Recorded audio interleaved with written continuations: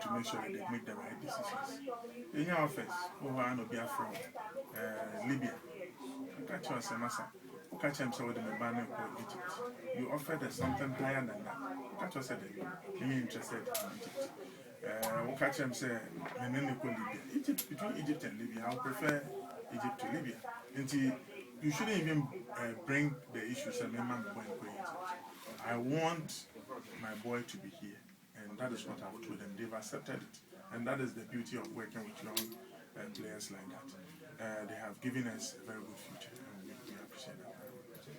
Let's take it into English. This is going to be TV. Okay, so you know, there's a lot of talk about the fact that they performed very well, so they should be drafted into the Black Star squad. What do you make of that? Is it supposed to be a gradual process, or what's the procedure they have to go through before they finally make the Black Star? What I'll say here is that it all depends on the scheme of things of the head coach of the Blasters.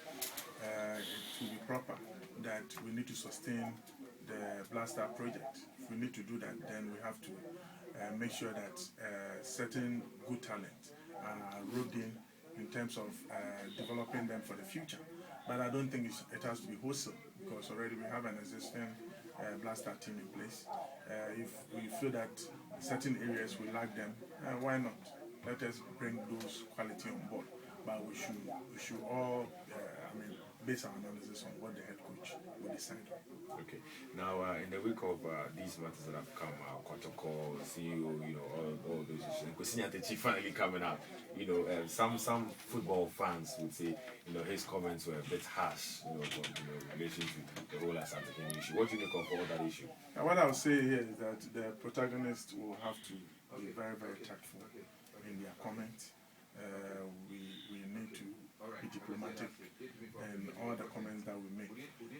Casting insinuations here and there will not help any one of us. I'm very close to all these, let's say, big guns, and at the appropriate time, I will chip in one or two in the way forward. We don't have to watch our dirty linen in public, and I must say that people are grieved because of how certain things were handled. But we are football people. We know how to overcome such challenges, and we should embrace such reconciliatory tendencies, or people who are willing to reconcile both parties. We must all come together to develop candidacy. That is the most important. Exactly. Now, with this particular situation, how do you think it should be handled and addressed? Because it's really turned out to be a big issue. Yeah, there is more to what meets the eye. Yes, because as a football person, I have analyzed it from quite a very different angle. It's rather difficult to run a club, and if you get up to a point where we all have to share in the booty, and you feel that your rights are being trampled upon, anybody will act in a certain way. We've also been through such situation, but as I said, diplomacy is very important in our dealings with any of our members, and I think that's what should happen. Okay, now let's look at these two big clubs, Accra Heartbreak and Kotoko. You know, I mean, notwithstanding your Tema Youth and your exploits, not at all, but arguably these are the two big clubs that we have. Looking ahead to the season that we're all expecting, what do we see?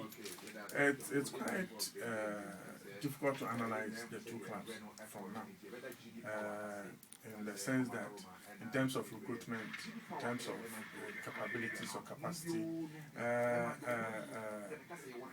we don't have we have scanty information to that effect. I think when you compare the two clubs, Hearts folk are doing the right thing. Just as they are trying to stabilize their management structure, Protocol, they are having problems in terms of who is in charge, in terms of the technical bit here and there. And as a club that is participating in Africa next season, I don't think this is the right time for them to pick up issues here and there. You don't generate litigation if there is none. You make sure that in terms of your administration, you have sanity.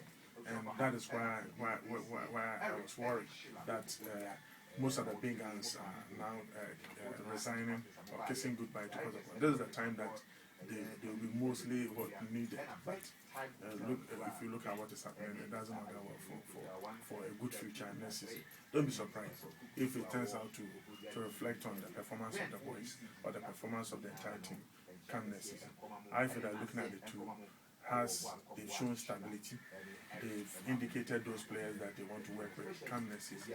But of course, they've not done that because of the boardroom wrangling here and there. It's about time they close their ranks and make sure that they put their hands together. Now, another issue that normally rocks kind of football, when we talk about the fact that some players just come up and they score these goals and all that, and they sooner than later are soon to clubs, especially Mahatma as an example, getting 20 goals for Agyei-Boateng, he's moving on. I mean, what do you make of it? Do you think there should be a system that should sort of maintain these good players, for a while before they are sold, or you're just okay with the way things are run? Yeah, I don't go for that theory where these boys will be debarred from moving from one club to the other because the international labour law does not allow for that. What we should be talking about is how we can sustain the program in terms of sustainability.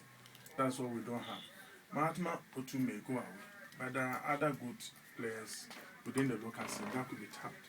Within a season, Tema Youth lost 15 players, and that was the season we qualified to come and play in the Premiership with Osei Palmer, which means that if you have a good or pragmatic youth policy in place, definitely you have your acts together and you can achieve results. It's about having good policy in place. If you look at the fact that only Mahatma will be out of the equation, they need a very good striker local.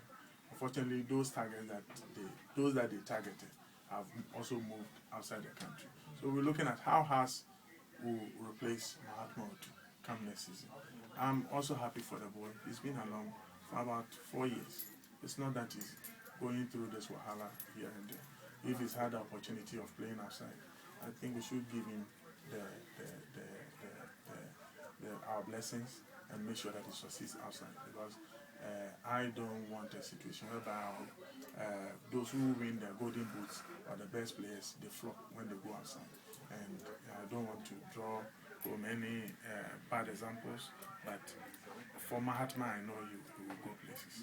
Okay, finally, before you go, Tema Youth, next season, what are we expecting? Yeah, we are in competition with 16 other clubs for promotion, and we need to give respect to all participants. So we say that all the 16 clubs, they have the opportunity to qualify to play in the Premiership. I wish that Tema Youth will be the club that qualifies to play in the Premiership. Thank you very much, sir. It's a pleasure.